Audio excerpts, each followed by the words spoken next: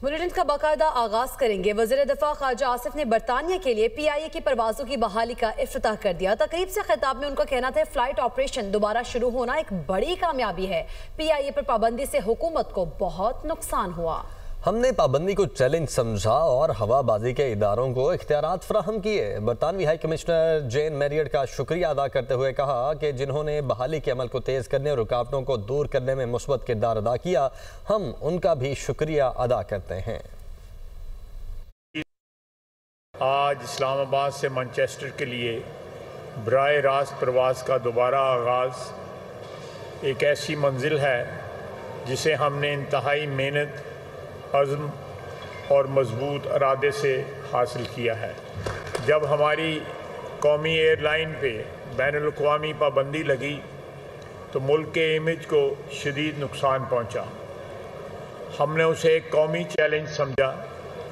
हमारी हुकूमत ने एक लम्हा ज़ाया किए बगैर पाकिस्तान के हवाबाजी के अदारों को मुकम्मल इख्तियारात और वसाइल फराहम किए। ये बात बाइस फ़ख्र है कि हमने अपने मेयार को इस कदर बुलंद किया कि European union aviation safety agency EASA को PIA पे एतमाद बहाल करना पड़ा।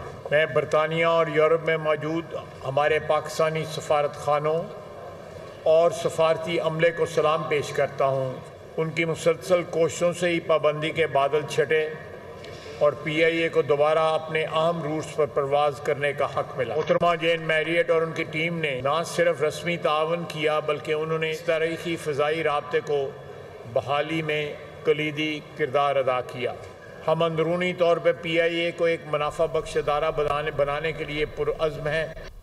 पाकिस्तान और अफगानिस्तान के दरमियान मुज़ाकरात का दूसरा दौर आज इस्तांबुल में होगा। पहले मरहले के ज़ेर बहस तमाम पहलुओं पर मज़ीद गौर किया जाएगा। दहशतगर्दी रोकने के लिए मॉनिटरिंग मैकेनिज्म पर बात होगी। अदील रुड़ाइच, ब्यूरो चीफ इस्लामाबाद, हमारे साथ मौजूद हैं।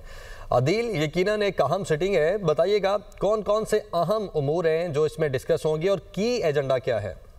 देखें, एक पॉइंट एजेंडा है और अब से कुछ देर बाद तुर्की के शहर इस्तांबुल में ये एक फॉलो अप मीटिंग का पहला इजलास होने जा रहा है जिसमें पाकिस्तान के सिक्योरिटी और सफारती हुकाम पहुंच चुके हैं। अफ़गान डेलीगेशन जो है वो भी पहुंच चुका है और पाकिस्तान की जानिब से ये बड़ा वाज़े पैगाम एक मरतबा फिर दिया जाएगा कि अफ़गान सरजमीन जो दहशतगर्दी में इस्तेमाल होती है पाकिस्तान के ख़िलाफ़, इसके हवाले से मेकनिज़म जो है वो बनाया जाए और अफ़गान तालिबान ने जो गारंटी दी है, जो अफ़गान तालिबान ने वादे किए हैं, उनकी वो पासदारी करें। लेकिन इसमें जो हैरान कुन और दिलचस्प बात यह है कि 19 अक्टूबर को होने वाली जो दोहा की नशिस्त थी उसके एक हफ्ता बाद भी पाक अफ़गान बॉर्डर्स जो हैं जिसकी तवक्को की जा रही थी तिजारत के लिए खुल जाएंगे, वो अभी तक नहीं खुले। पाकिस्तान सिक्योरिटी सूरत हाल का जायज़ा ले रहा है। इसका मतलब ये है कि सूरत हाल अभी भी अच्छी नहीं है।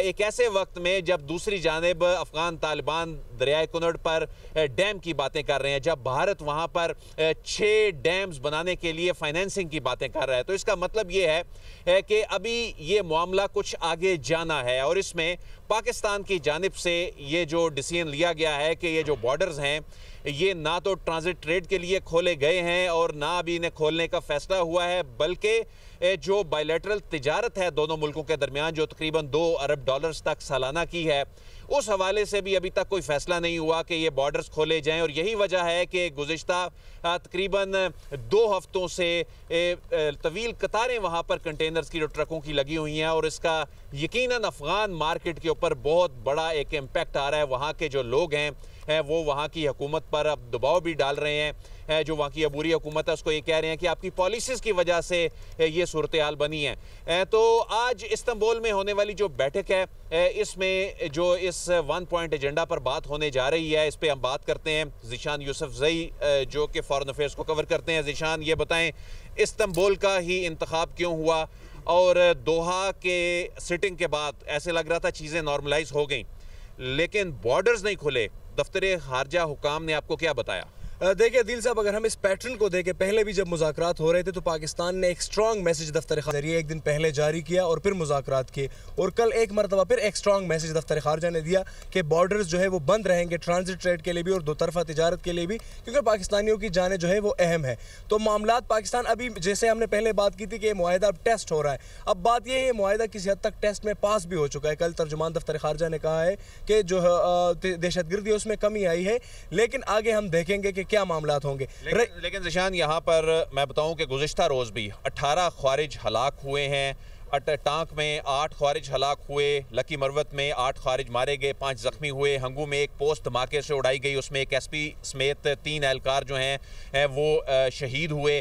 तो कहने का मतलब है कि अभी वहाँ से जो तश्कीलें आनी जो आ रही थी, शायद उनमें तो कमी हो, लेकिन अभी एक बड़ा चैलेंज बाकी है। वहाँ जो उस वक़्त जो तश्कीलें यहाँ आ चुकी, जो लोग यहाँ पर TTP के यहाँ पर मौजूद हैं, फितनतुल ख्वारिज के, फितनतुल हिंदुस्तान के, अभी भी दहशतगर्दी की वाक़यात में अभी तक उस तरह से चैलेंज अपनी जगह मौजूद है। अदील साहब, जो आज बात होने जा रही है तो इसमें बात बेसिकली होगी किस पे? एक मैकेनिज्म पे बात होगी, दहशतगर्दी का जो फैक्टर है वो तो मौजूद है, लेकिन उसमें 3-4 चीज़ें हैं। एक तो ये है कि एक इस पे भी बात हो रही है कि TTP को जो है उसको डिसमेंटल किया जाए, उसके जो लीडर्स हैं उनको गिरफ्तार किया जाए और उनके खिलाफ कार्रवाई की जाए। और पाकिस्तान ने कहा है कि जो ऐसी कार्रवाई करे जो कि मटीरियलिस्टिक हो और जो हमें नज़र आए तो एक कार्रवाई करे। एक दूसरी बात, इसमें जो काउंटर टेररिज्म है या इंटेलिजेंस शेयरिंग है, इंटेलिजेंस शेयरिंग पे बहुत ज़्यादा जो है इन मुज़ाकरात में बात होगी। इसके अलावा इन मुज़ाकरात में एक चीज़ ये भी प्रपोज की जा रही है कि कोई थर्ड पार्टी जो है,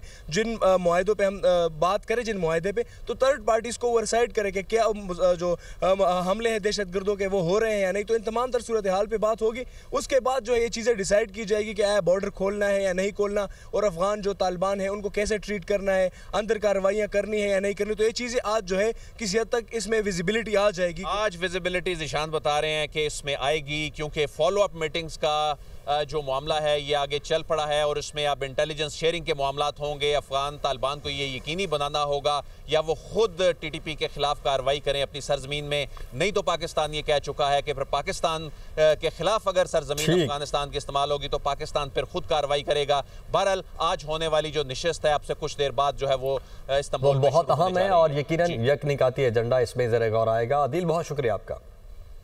पीपल्स पार्टी आज़ाद कश्मीर की पार्लिमानी पार्टी का इजलास आज होगा। इजलास 3:30 बजे जरदारी हाउस इस्लामाबाद में होगा। पीपल्स पार्टी आज़ाद कश्मीर की तमाम क़यादत शिरकत करेगी। इजलास की सदारत चेयरमैन पीपल्स पार्टी बिलावल भुट्टो करेंगे। इसी पर बात करेंगे। यासिर मलिक हमारे साथ मौजूद हैं। यासिर, इजलास के एजेंडे बारे आगाह कीजिएगा, किन अहम उमूर पर गुफ्तगू होगी? देखिए, आज पाकिस्तान पीपल्स पार्टी आज़ाद कश्मीर का जो अहम इजलास है वो आज एक तो बिलावल भुट्टो जरदारी की ज़ेरे सदारत जरदारी हाउस में होगा, और एक इजलास जो है वो आज दोपहर तकरीबन 6:45 बजे जो है वो ईवान सदर में भी इजलास होगा, जिसकी सदारत जो है वो सदर मुमलिकत आसिफ अली जरदारी करेंगे। इन हाउस तब्दीली पर अहम फैसले जो है वो किए जाने का इम्कान है। इजलास में आज़ाद कश्मीर हुकूमत साजी से मुतालिक जो अहम फैसले हैं वो आज मुतवक्के हैं। पीपल्स पार्टी का ये दावा है कि उसमें आज़ाद कश्मीर में जो उसकी नंबर गेम है उससे ज्यादा नंबर जो है वो उनके पास मुकम्मल है, जबकि जो इस वक्त अनवारुल हक सरकार जो है आज़ाद कश्मीर में, उनके भी बहुत से ऐसे नुमाइंदे हैं जो इस वक्त पीपल्स पार्टी के साथ राब्ते में है, और नून लीग के राब्ते है वो भी पाकिस्तान पीपल्स पार्टी के साथ जो है वो इंटैक्ट है। तो आज ये अहम इजलास हैं वो होने जा रहे हैं एक जरदारी हाउस में, जो जिसकी सदारत करेंगे चेयरमैन पीपल्स पार्टी बिलावल भुट्टो जरदारी, और एक 6:45 बजे शाम को होगा जिसकी सदारत करेंगे सदर मुमलिकत आसिफ अली जरदारी।